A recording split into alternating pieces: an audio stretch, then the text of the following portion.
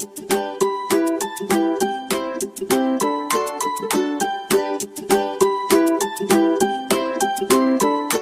Evening friends, आप सभी का आपके अपने यूट्यूब चैनल लास्ट स्टेप पर स्वागत है। तो आज हम लोग बिहार दवा का प्रैक्टिस सेट नंबर 36 देखेंगे, यानी 36 देखेंगे, जिसमें टोटल 50 प्रश्न हैं। आप इन प्रश्नों को अच्छे से देखें और कमेंट बॉक्स में इसका उत्तर ज़रूर लिखें। तो चलिए शुरू करते हैं। तो आज का हमारा पहला सवाल है, CO2 में निम्न में से किस प्रकार का प्रसंस्करण पाया जाता है? कार्बन डाइऑक्साइड में निम्न में से किस प्रकार का प्रसंस्करण पाया जाता है?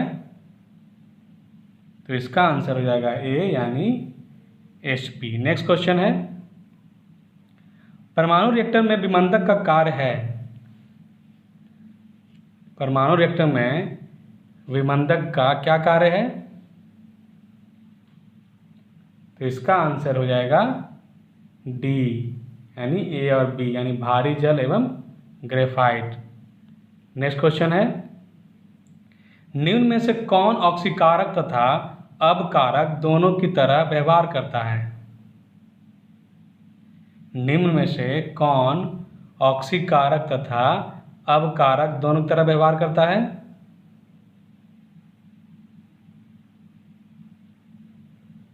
तो इसका आंसर हो जाएगा सी, यानी HNO2। HNO2। नेक्स्ट क्वेश्चन है, पटाखे में लाल रंग किसके कारण उत्पन्न होता है? पटाखे में लाल रंग किसके कारण उत्पन्न होता है? तो इसका आंसर हो जाएगा सी, यानी अंशटांश सीएम के कारण होता है। अंशटांश सीएम। पटाखे में लाल रंग अंशटांश सीएम के कारण एवं हरा रंग बेरियम के कारण उत्पन्न होता है। हरा रंग पूछे तो बेरियम के कारण और लाल रंग अंशटांश सीएम के कारण। नेक्स्ट क्वेश्चन है, निम्नलिखित में से कौन सा कोशिकांग जंतु कोशिका में नहीं पाया जाता? निम्नलिखित में कौन सा कोशिकांग जंतु कोशिका में नहीं पाया जाता? तो इसका आंसर हो जाएगा सी, यानी कि रसधानी नहीं पाया जाता है। रसधानी सिर्फ पादप कोशिकाओं में पाए जाते हैं। इसमें जल, खनिज, लवण, कार्बोहाइड्रेट उपस्थित होते हैं। नेक्स्ट क्वेश्चन है, कौन सा एंजाइम वसा को वसीय अम्ल तथा ग्लिसरॉल में परिवर्तित कर देता है? कौन सा एंजाइम वसा को वसीय अम्ल तथा ग्लिसरॉल में परिवर्तित कर देता है? तो इसका आंसर हो जाएगा डी, यानी कि इनमें से कोई नहीं। लाइपेज एंजाइम वसा को वसीय अम्ल तथा ग्लिसरॉल में परिवर्तित कर देता है।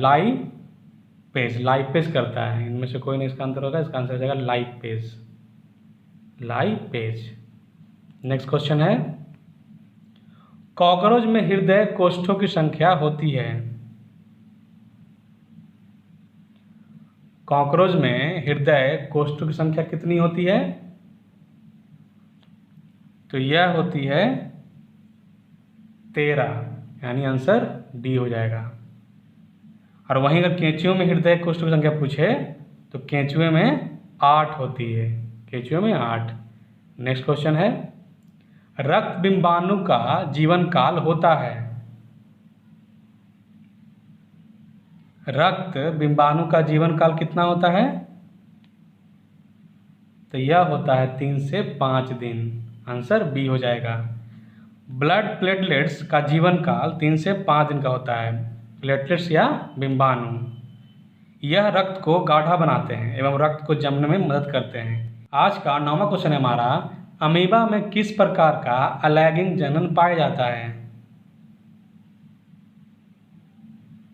अमीबा में किस प्रकार का अलैंगिक जनन पाया जाता है? तो इसका आंसर हो जाएगा बी, यानी विखंडन। अमीबा में विखंडन प्रकार का अलैंगिक जनन पाया जाता है। विखंडन प्रक्रिया में जीव का शरीर 2 भागों में विखंडित होकर 2 नए जीवों का निर्माण करता है। नेक्स्ट क्वेश्चन है, हड़प्पा सभ्यता के किस स्थल से उन्नत जल प्रबंधन व्यवस्था का साक्ष्य मिलता है? हड़प्पा सभ्यता के किस स्थल से उन्नत जल प्रबंधन व्यवस्था का साक्ष्य प्राप्त होता है? तो यह होता है धौलावीरा से, यानी आंसर बी हो जाएगा। हड़प्पा सभ्यता के धौलावीरा से उन्नत जल प्रबंधन व्यवस्था का साक्ष्य प्राप्त होता है। यहाँ से 10 चिन्हों वाला बड़ा अभिलेख, मिट्टी का कंघा तथा स्टेडियम के भी साक्ष्य प्राप्त हुए हैं। अगला सवाल है हमारा, उत्तर मीमांसा दर्शन के प्रवर्तक कौन थे? उत्तर मीमांसा दर्शन के प्रवर्तक कौन थे? तो इसका आंसर हो जाएगा डी, यानी बादरायण थे। बादरायण थे। नेक्स्ट क्वेश्चन है, हाटक निम्न में से किस महाजनपद की राजधानी थी? हाटक निम्न में से किस महाजनपद की राजधानी थी? तो इसका आंसर हो जाएगा बी, यानी कंबोज। कंबोज की राजधानी थी हाटक। आज का 13वां क्वेश्चन है हमारा, किस अवंती के शासक चंड प्रघोत के इलाज के लिए अपने राजवैद्य जीवक को भेजा था? किस अवंती के शासक ने चंड प्रघोत के इलाज के लिए अपने राजवैद्य जीवक को भेजा था? तो इसका आंसर हो जाएगा बिंबिसार, यानी कि बी, बिंबिसार। नेक्स्ट क्वेश्चन है, भारत में कुषाण वंश की स्थापना किसने की थी? भारत में कुषाण वंश की स्थापना किसने की थी? तो इसका आंसर हो जाएगा बी, यानी कुजुल कैडफिसेस ने की थी। कैडफिसेस या कैडफिसेस ने की थी। नेक्स्ट क्वेश्चन है, तुगलकनामा की रचना किसने की? तुगलकनामा की रचना किसने की? तो इसका आंसर हो जाएगा डी, यानी कि अमीर खुसरो ने की। तुगलकनामा की रचना अमीर खुसरो ने की थी। इसमें तुगलक वंश से संबंधित घटनाओं का वर्णन मिलता है। अगला सवाल है हमारा, दिल्ली सल्तनत के किस शासक को गुलाम कहा जाता है? दिल्ली सल्तनत के किस शासक को गुलाम कहा जाता है? तो यह कहा जाता है इल्तुतमिश को। इल्तुतमिश को गुलाम कहा जाता है। इसे दिल्ली सल्तनत का वास्तविक संस्थापक भी माना जाता है। नेक्स्ट क्वेश्चन है, दार उल सफ़ा की स्थापना किसने की थी? दार उल सफ़ा की स्थापना किसने की थी? तो इसका आंसर हो जाएगा फिरोज शाह तुगलक ने की थी। दार उल सफ़ा एक राजकीय अस्पताल था। नेक्स्ट क्वेश्चन है हमारा, फारसी यात्री अब्दुल रज़ाक ने किसके शासनकाल में विजयनगर की यात्रा की थी? फारसी यात्री अब्दुल रज़ाक ने किसके शासनकाल में विजयनगर की यात्रा की थी? तो इसका आंसर हो जाएगा बी, यानी देवराय द्वितीय के शासनकाल में। यहाँ राज नहीं होगा, देवराय द्वितीय के शासनकाल में। देवराय द्वितीय के शासनकाल में फारसी यात्री अब्दुल रज़ाक ने विजयनगर की यात्रा की थी। वह खुरासान के सुल्तान मिर्जा शाहरुख का दूत था। नेक्स्ट क्वेश्चन है, शिवाजी ने किस वर्ष छत्रपति की उपाधि ली? शिवाजी ने किस वर्ष छत्रपति की उपाधि ली? तो इसका आंसर हो जाएगा सी, यानी कि 1674 में। शिवाजी ने 1674 में अपना राज्याभिषेक रायगढ़ के किले में करवाया। राज्याभिषेक की प्रक्रिया काशी के पंडित गंगाधर द्वारा संपन्न की गई थी। इसी अवसर पर शिवाजी ने छत्रपति की उपाधि भी धारण की थी। अगला क्वेश्चन है हमारा, किस पुर्तगाली गवर्नर ने कोचीन की जगह गोवा को पुर्तगालियों की राजधानी बनाया? किस गवर्नर जनरल ने कोचीन की जगह गोवा को पुर्तगालियों की राजधानी बनाया? तो इसका आंसर हो जाएगा डी, यानी नीना डी कुन्हा। नैना नहीं, नीना, नीना डी कुन्हा। पुर्तगाली गवर्नर नीना डी कुन्हा ने 1530 में कोचीन की जगह गोवा को पुर्तगालियों की राजधानी बनाया। उसी ने सेंट टोमे तथा हुगली में पुर्तगाली बस्तियां भी बसाई थी। अगला क्वेश्चन है हमारा, अंग्रेजों एवं फ्रांसीसियों के बीच पेरिस की संधि कब हुई थी? अंग्रेजों एवं फ्रांसीसियों के बीच पेरिस की संधि कब हुई? तो यह हुई थी 1763 ईस्वी में, यानी आंसर डी हो जाएगा। पेरिस की संधि अंग्रेजों एवं फ्रांसीसियों के बीच 1763 में हुई थी। इस संधि के द्वारा तृतीय कर्नाटक युद्ध का अंत हुआ था। इस संधि की शर्तों के अनुसार अंग्रेजों ने फ्रांसीसियों की भारत में जीती गई सारी फैक्ट्रियां लौटा दी, पर फ्रांसीसी अपनी फैक्ट्रियों की किलेबंदी नहीं कर सकते थे और ना ही वह सैनिक भी रख सकते थे। नेक्स्ट क्वेश्चन है, तत्वबोधिनी सभा की स्थापना किसके द्वारा की गई थी? तत्वबोधिनी सभा की स्थापना किसके द्वारा की गई थी? तो इसका आंसर हो जाएगा सी, यानी कि देवेंद्रनाथ टैगोर के द्वारा की गई थी। तत्वबोधिनी सभा की स्थापना देवेंद्रनाथ टैगोर द्वारा की गई थी। कब? तो 1839 ईस्वी में। नेक्स्ट क्वेश्चन है, महात्मा गांधी और B.R. अम्बेडकर के मध्य पूना समझौता कब हुआ था? महात्मा गांधी और B.R. अम्बेडकर के मध्य पूना समझौता कब हुआ था? तो यह हुआ था सितंबर 1932 में। सितंबर 1932 में महात्मा गांधी और दलित नेता B.R. अम्बेडकर के मध्य पूना समझौता हुआ। पूना समझौते के अनुसार दलितों के लिए पृथक निर्वाचन व्यवस्था समाप्त कर दिया गया। आज का 24 नंबर क्वेश्चन हमारा, निम्नलिखित में से किस भारतीय राज्य की सीमा म्यांमार से नहीं लगती है?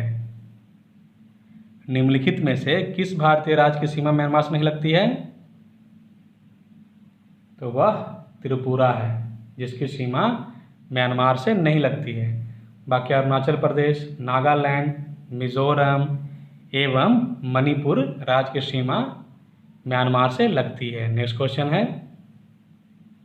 गॉडविन ऑस्टिन पर्वत शिखर किस पर्वत श्रेणी में स्थित है?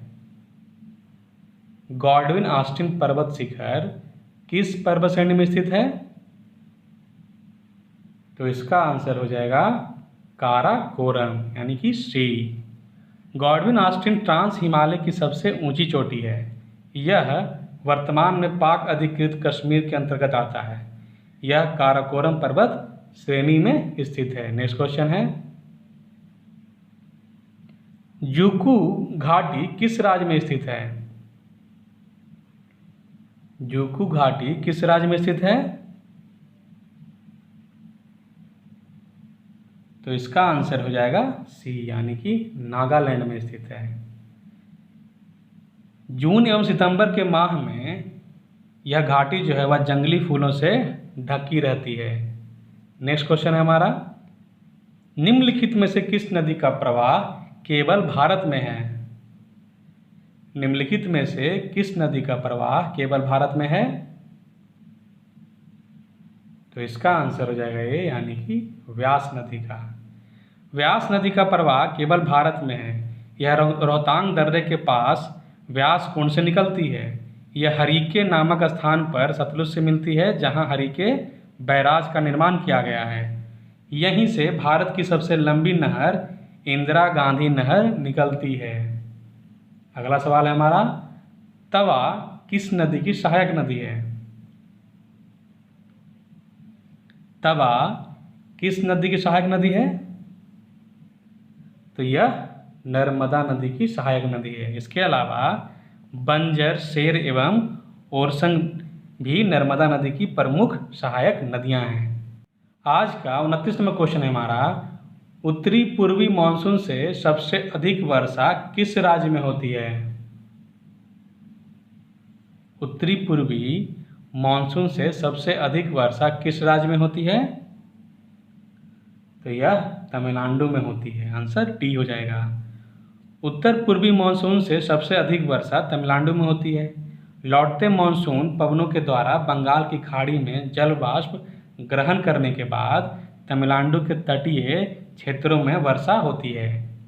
अगला सवाल है हमारा, मेट्टूर परियोजना किस नदी पर स्थित है? मेट्टूर परियोजना किस नदी पर स्थित है? तो यह कावेरी नदी पर स्थित है। आंसर सी हो जाएगा। 31वां क्वेश्चन है हमारा, तातीपाका तेल परिशोधनशाला किस राज्य में स्थित है?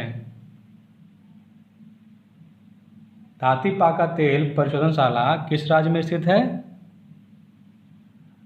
तो यह आंध्र प्रदेश में स्थित है। तातीपाका तेल परिशोधनशाला। नेक्स्ट क्वेश्चन है, 2011 की जनगणना के अनुसार भारत में सबसे अधिक शहरी जनसंख्या निम्न में से किस राज्य में स्थित है? 2011 की जनगणना के अनुसार भारत में सबसे अधिक शहरी जनसंख्या निम्न में से किस राज्य में है? तो इसका आंसर हो जाएगा बी, यानी कि महाराष्ट्र में है। 2011 की जनगणना के अनुसार भारत में सबसे अधिक शहरी जनसंख्या महाराष्ट्र में है। शहरी जनसंख्या की दृष्टि से उत्तर प्रदेश और तमिलनाडु क्रमशः दूसरे तथा तीसरे स्थान पर हैं। मतलब पहले स्थान पर हो गया महाराष्ट्र, दूसरे पर हो गया उत्तर प्रदेश और तीसरा पर हो गया तमिलनाडु। नेक्स्ट क्वेश्चन है, भारत का सबसे बड़ा जैव मंडल आरक्षित क्षेत्र है। भारत का सबसे बड़ा जैव मंडल आरक्षित क्षेत्र है। तो इसका आंसर हो जाएगा सी, यानी कच्छ का रण। कच्छ का रण भारत का सबसे बड़ा जैव मंडल आरक्षित क्षेत्र है। इसका क्षेत्रफल 12,454 वर्ग किलोमीटर है। मन्नार की खाड़ी का क्षेत्रफल 10,500 वर्ग किलोमीटर है, जो कि दूसरा सबसे बड़ा जैव मंडल आरक्षित क्षेत्र है। पहला हो जाएगा कच्छ का रण और दूसरा मन्नार की खाड़ी। नेक्स्ट क्वेश्चन है, लोही एक नस्ल है। लोही इनमें से किसकी नस्ल है? तो लोही भेड़ की नस्ल है। नेक्स्ट क्वेश्चन है, भारतीय संविधान में संशोधन की शक्ति एक प्रक्रिया का वर्णन निम्न में से किस अनुच्छेद में है?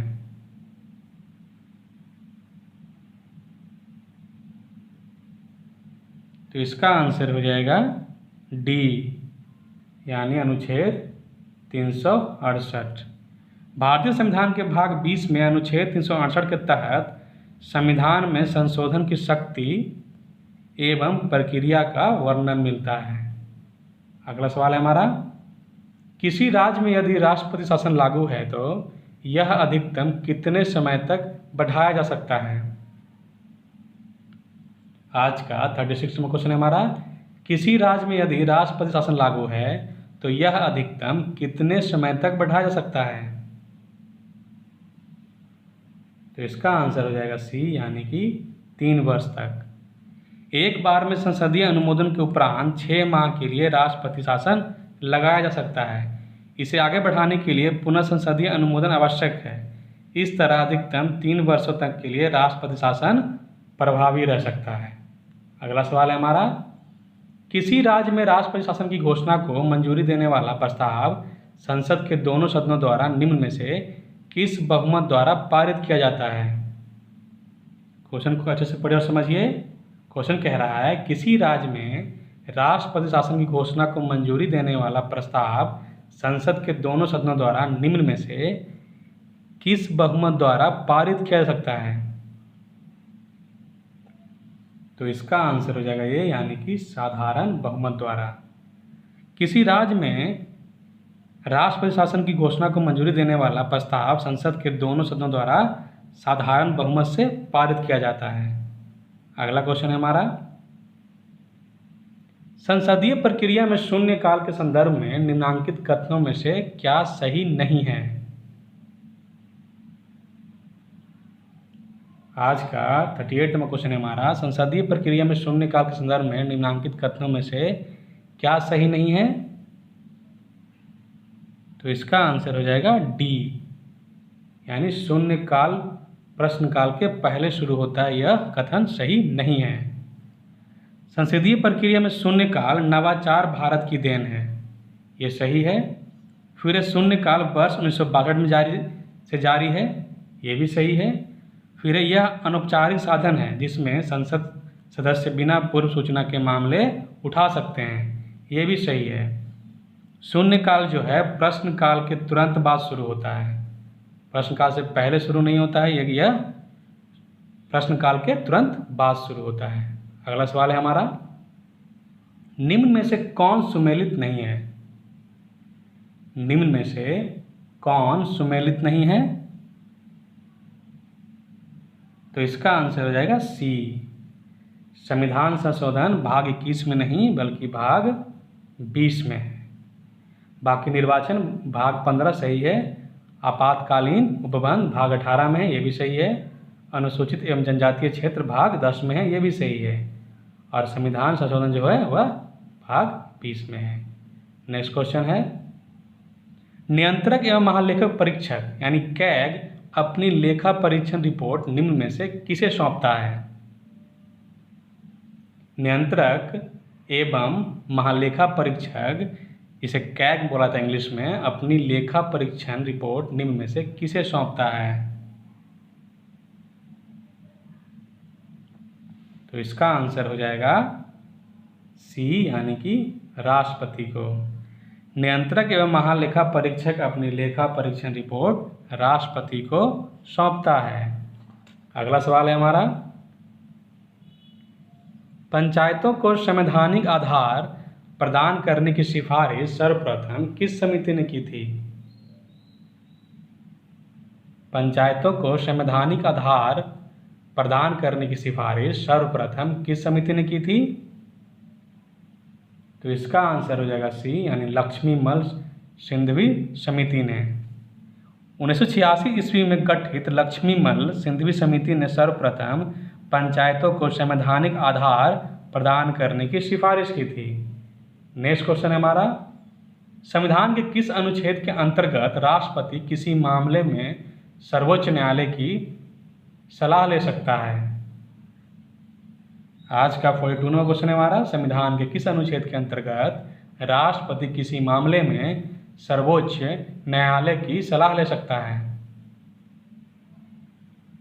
तो इसका आंसर हो जाएगा बी, यानी अनुच्छेद 143।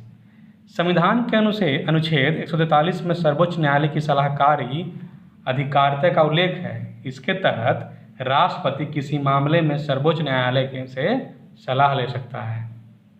आज का 43 नंबर क्वेश्चन है हमारा, वर्तमान में राज्यसभा में निर्वाचित सदस्यों की संख्या कितनी है? वर्तमान में राज्यसभा में निर्वाचित सदस्यों की संख्या कितनी है? तो इसका आंसर हो जाएगा डी, यानी कि 233 है। वर्तमान में राज्यसभा में कुल 245 सदस्य हैं। इसमें 233 निर्वाचित एवं 12 मनोनीत सदस्य हैं। 233 निर्वाचित सदस्यों में 229 राज्यों से तथा 4 केंद्र शासित प्रदेश से हैं। नेक्स्ट क्वेश्चन है, निम्न में से कौन सा विषय समवर्ती सूची के अंतर्गत नहीं आता है?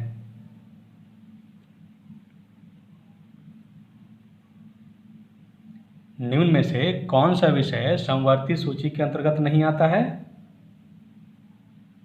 तो इसका आंसर हो जाएगा डी, यानी कि पंचायती राज। पंचायती राज या स्थानीय शासन राज्य सूची का विषय है। नेक्स्ट क्वेश्चन है, ग्राम पंचायत की बैठक का आयोजन किया जाना अनिवार्य है। ग्राम पंचायत की बैठक का आयोजन किया जाना अनिवार्य है, कितने समय के अंतराल में?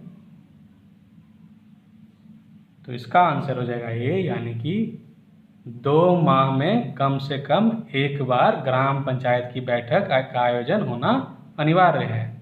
नेक्स्ट क्वेश्चन है, ग्राम पंचायत की बैठक हेतु कितनी गणपूर्ति यानी कोरम आवश्यक है?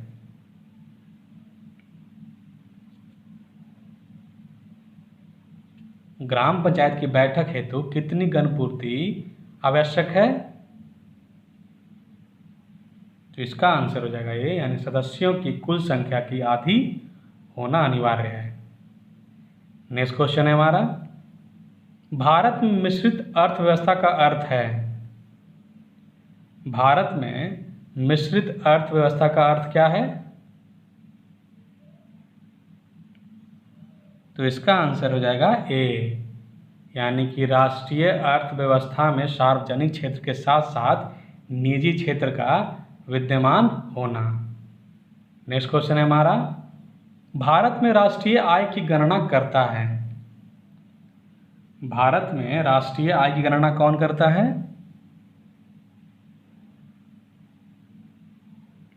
तो इसका आंसर हो जाएगा सी, यानी केंद्रीय सांख्यिकी कार्यालय करता है। नेक्स्ट क्वेश्चन है हमारा, निम्न में से कौन सही है? दो कथन दिए गए हैं, आपको बताना है कि इनमें से कौन सा कथन सही है। पहला कथन है, आर्थिक समृद्धि अर्थव्यवस्था में मात्रात्मक परिवर्तनों को प्रदर्शित करती है। दूसरा कथन है, आर्थिक विकास अर्थव्यवस्था में मात्रात्मक परिवर्तनों के साथ साथ गुणात्मक परिवर्तनों को भी प्रदर्शित करती है। क्वेश्चन को अच्छे से पढ़िए और आंसर कीजिए। तो इसका आंसर हो जाएगा सी, यानी 1 और 2 दोनों सही है। नेक्स्ट क्वेश्चन है हमारा, वैश्विक वित्तीय स्थिरता रिपोर्ट जारी करता है। आज का हमारा आखिरी सवाल है, वैश्विक वित्तीय स्थिरता रिपोर्ट कौन जारी करता है? तो यह अंतर्राष्ट्रीय मुद्रा कोष द्वारा जारी किया जाता है। तो इसी के साथ बिहार द्रोह का प्रैक्टिस सेट नंबर 36 समाप्त होता है। अगर यह क्वेश्चंस आपको हेल्पफुल लगे हों, वीडियो अच्छा लगा हो, तो चैनल को सब्सक्राइब करें, वीडियो को लाइक करें और वीडियो को शेयर भी करें। हम लोग कल फिर मिलेंगे नए सेट प्रैक्टिस के साथ। तब तक के लिए गुड नाइट, थैंक यू।